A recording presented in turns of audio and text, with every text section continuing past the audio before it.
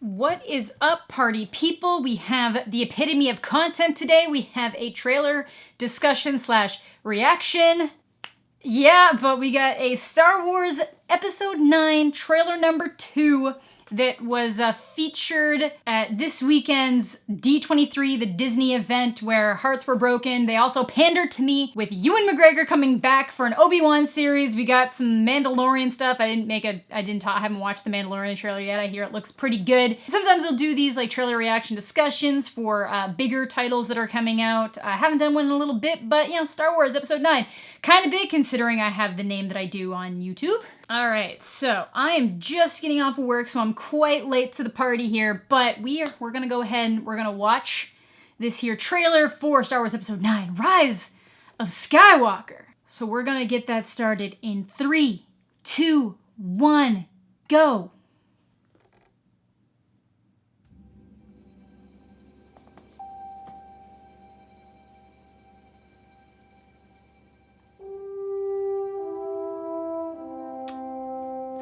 They're hitting us with the nostalgia.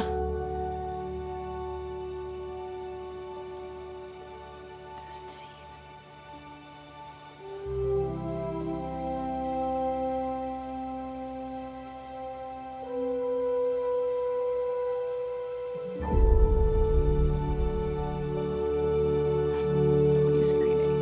So many screaming, so much screaming. We've passed on all we know.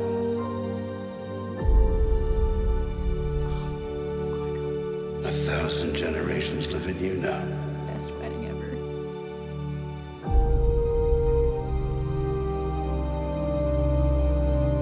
But this is your fight.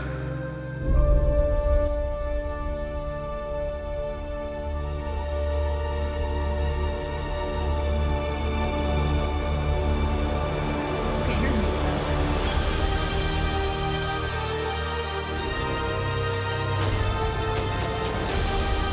Let me start saying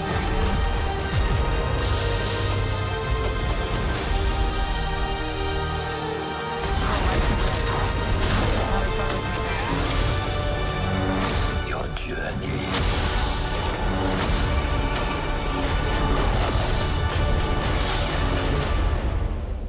Yes, it's him.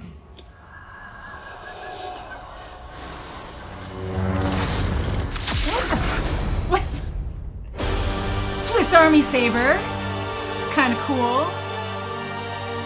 It's pretty cool. Doesn't seem practical, but it's cool. What do you do to use one at... I don't...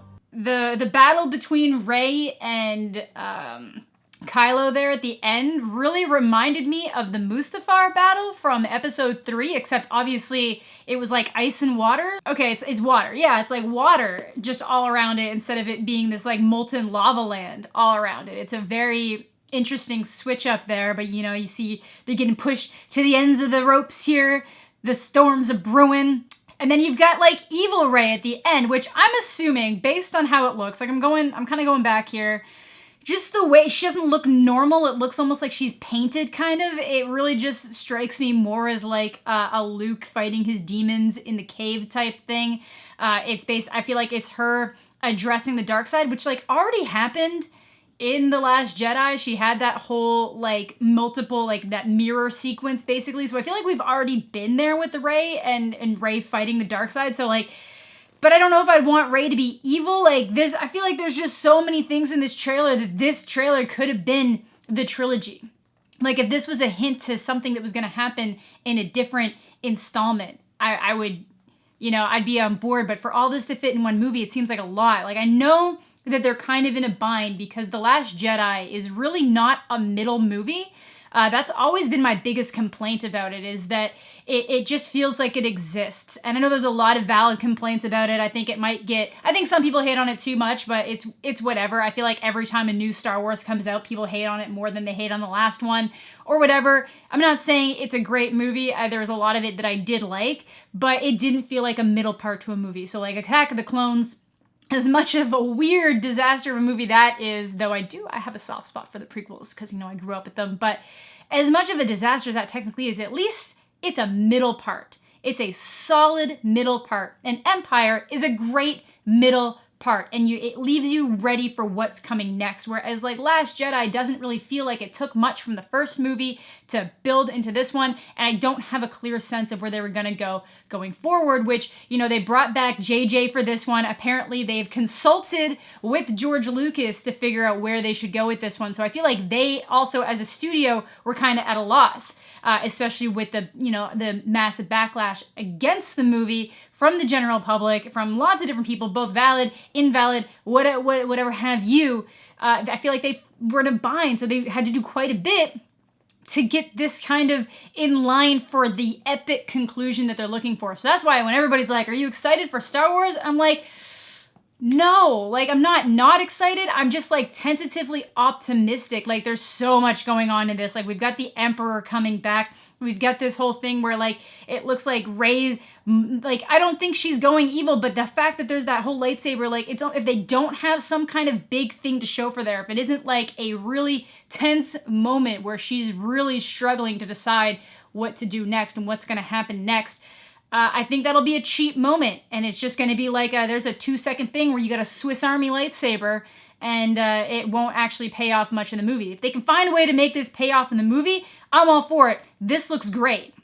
The imagery here looks great, but you know, you get that battle with her and Kylo, which I'm assuming it's towards the end of the movie, but we don't know. Maybe that battle with her and Kylo is actually really early on, and then things fall out from there. But it just seems like there's a lot that's going to be put in this movie. I don't know if they can pull it off. You know, we got the Avengers ending that for the most part everybody's happy with. You know, it's not perfect, but they stuck the landing. They might have stumbled a little bit, but they stuck that damn landing. Infinity War Endgame came together fantastically. I don't know if they're going to be able to pull off the same thing with Star Wars based on what they just came off of. Disney, for whatever reason, seems to really be struggling with Star Wars, though I did like Solo. I realize that probably makes me a minority from a lot of people, but I really genuinely enjoyed Solo. I had a great time watching it, and it just didn't feel like the stakes for something like that were super high, because we already get the story of what Han is and who he becomes and all that. This, I don't know, I'm so nervous about it. Because this, for all intents and purposes, according to them, is supposed to be like a conclusion. So are we gonna get like a redemption arc out of Kylo, which we kind of saw hinted at in the last one, and then he just kind of reaffirmed his direction? Are we gonna get something like that? Is he gonna try to just stick to the old ways? Is the Emperor gonna try to get Rey more so than Kylo? Is that gonna cause him to get really angry at the Sith side of things? I don't know. We're gonna have to wait to see.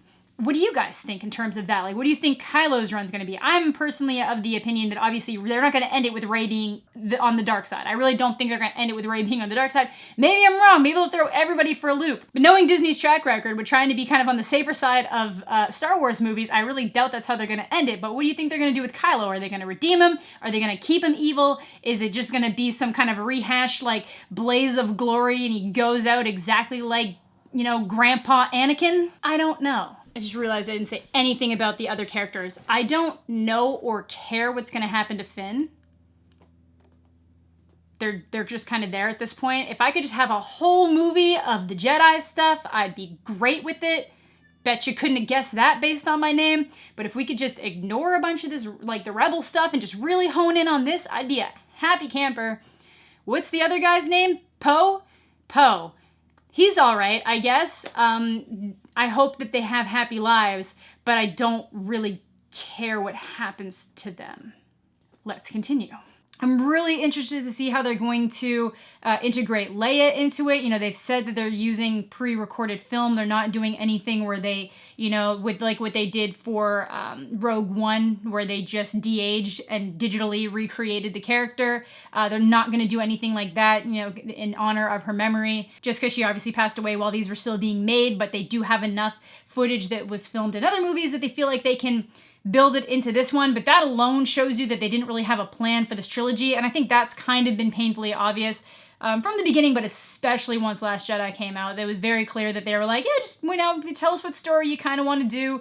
Let us know what you're thinking. And now that they're like, yeah, this is going to close out the Skywalker saga, because as I've been saying, they just need to end the Skywalkers. Like, this whole thing, I feel like, was supposed to be the end of the Skywalkers from like the first movie on, and then it's still just so entrenched in the Skywalkers. And then at the same time, people don't want it to get away from the Skywalkers. Everybody wants Rey to be some really important person of important lineage, when I don't think she needs that. Like, the whole point of being a Jedi is that anybody could be a Jedi. Like, Anakin wasn't anybody special. Yeah, sure, he was like basically the second coming of Christ, birthed with midichlorians with no father. But that aside, he was just some random kid. And that was the whole idea. You didn't have to have some kind of like super strong connection to somebody else. Like, they've already done that. They've done that a few times now. Just let Rey be Rey, in my opinion. Like, I know some people disagree with that, but that's my thoughts there. I'm more interested to see what they're going to do and how they're going to integrate the Emperor into this, because I know for a lot of the book lore and most of the lore is that he was basically using the Force to keep himself alive for very long periods of time by just transferring his consciousness into different things. So that's at least how they're pulling this, that he's still around, into the situation. But I don't know. I'm not excited, but I'm tentatively optimistic. I think that's always the best way to word it. I'm gonna see it day one. I'm gonna get my butt into a reserved seat. I'm gonna do the whole thing. It's gonna be a day, but I don't find myself with that giddy excitement like I felt, before I saw Infinity War or Endgame or Spider-Man or like any of those movies that I got really genuinely excited for. I'm just kind of tentatively optimistic, which I feel like is a good way to go into a movie like this, because with all the negativity surrounding it and the fact that it's going to be really hard for them to really concisely pull this together in one movie, it's probably good to go in with lowered expectations. But let me know what you guys are thinking in the comment section down below. Are you super stoked? Is there anything that you noticed upon repeat viewings? I just kind of, skimmed over this. I'm not one of these people who's going to look in every corner to be like, did you see what was in the corner there? But if there's anything that you noticed, that you think I missed, feel free to put it down below. If you're excited, let me know. If you're not excited, also let me know. But that's going to do it for today's video. Let me know what some of your favorite announcements were from the D23 announcement. I'm really excited for Moon Knight. This Obi-Wan series it's got me, whatever that ends up being, I'm interested in. There was a couple of other Marvel-related things that I'm all like, okay, cool. But yeah, let me know what you guys are thinking if you've been following along with any of this. I'm still sad about Spider-Man, and that's gonna do it. Have a fantastic day, and we'll catch you all later.